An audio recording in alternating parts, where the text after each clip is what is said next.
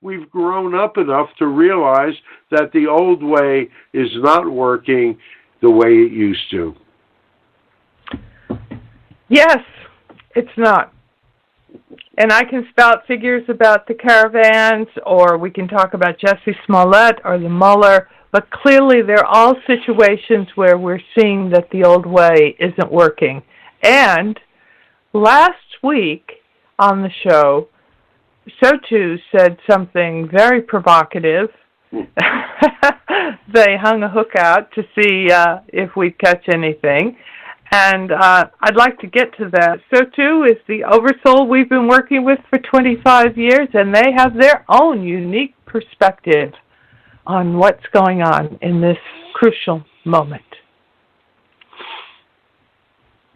All right. Well, you sometimes wonder whether somebody will ever stop talking. All right. Well, is this not the SOTU show? No, it's not, is it? We're only a guest here. Well, that's nice. All right, interview us. Well, you had something to say last week that was very provocative. Well, in your opinion. I think many of our listeners would find it provocative, and I wish to ask you about it. And that is that you like Trump. Yeah, we like you too. All right. So what is it that you like about our president? Oh, you think you're going to put us on the spot, do you? Well, the truth of the matter is that he is a perfect reflection for your time. You could not get any more perfect reflection of what is needed in your world right now. And that is someone who is willing to... How often have we spoken to you about the dynamic that things are mirrored? Yes, the whole reality is a reflection of our internal process, of ourselves. But it's a reverse reflection. If you had a T-shirt on that said Trump, and you looked in the mirror, what would it say? You said, no, don't write it down and say, but it would be Trump backwards, wouldn't it? Yes.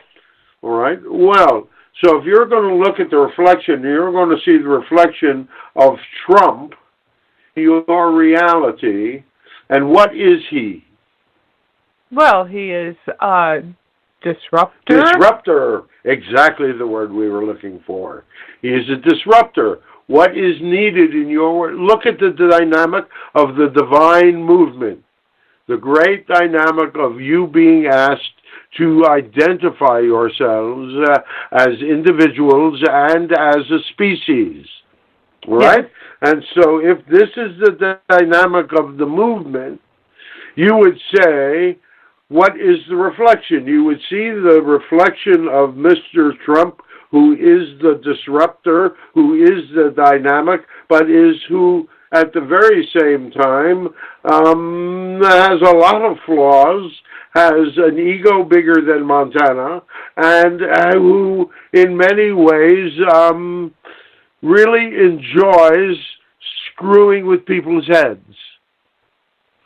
All right? And so, because of that, and because he, in fact, has a inherent understanding of human nature and the way to get the things that he wishes, because he has been in charge for so often in his life that he has learned how to do these sorts of things, he is able to think 10 steps ahead of where most politicians usually think. All right. Which is why the dynamics of the occurrences in your world right now are, the divine movement is to reset, is to change, is to move into a dynamic that is beyond evolution, which is unconscious, to one of transformation, which is conscious. There's so many things in your world that are pushing in that direction. Everything from artificial intelligence, right, to an economic system that no longer serves because of the dichotomies, because of the extremes. And so, do you have to all go through the dynamic of erasing everything in order to reset it? Or can you look at it with logic and understanding, and an understanding that on the one hand you need to take care of each other, and on the other hand you need to have the freedom to be who you really are? Yes. Is that so hard? It doesn't seem that difficult. As an abstract, and people beginning to see that it's possible, and that it is a worthwhile goal, and that we really need to do it, or else what's the alternative? It seems very human. Well, surprise, surprise. If it was going to be Alpha Centaurian, we would suggest that you're in the wrong place at the wrong time.